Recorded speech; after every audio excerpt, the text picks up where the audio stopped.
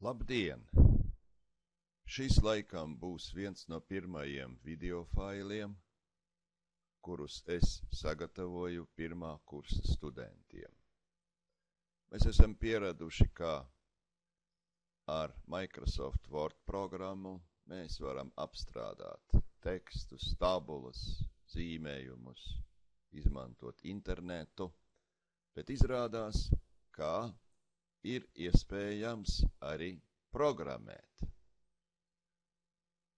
Kā to darīt? Mācīt programmēšanas valodu, pētīt programmu algoritmus. Tas viss mums ir priekšā. Šodien tikai dažos vārdos atbildēšu uz jautājumu, ar ko vajadzētu sākt.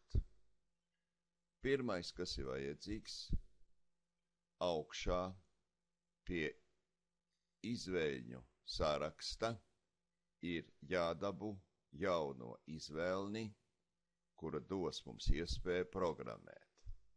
Šai izvēlnei ir nosaukums Developer. Viņu var atrast un pielikt klāt ar dažādiem paņēmieniem.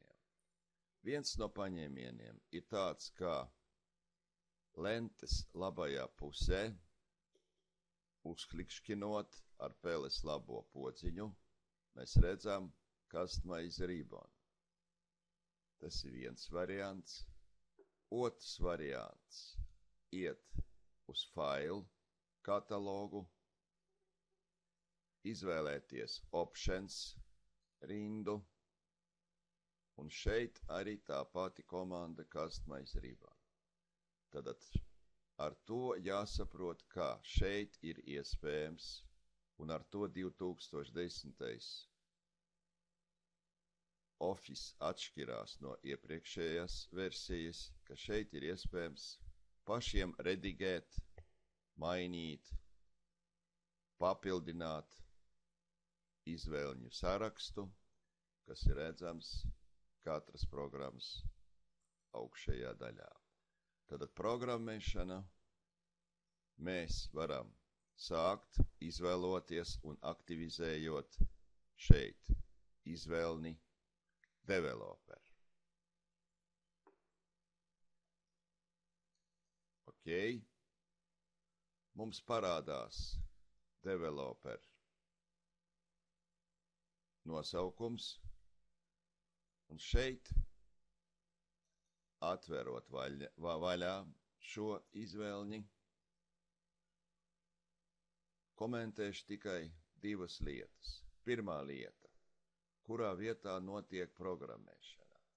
Programmēšana notiek speciālajā vidē, kuru var atvērt ar Visual Basic redaktora pogu. Šeit viņa atrodas kreisajā pusē.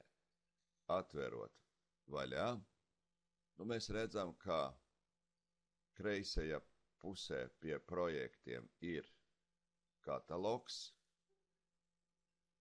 pārējā daļa ir tukša.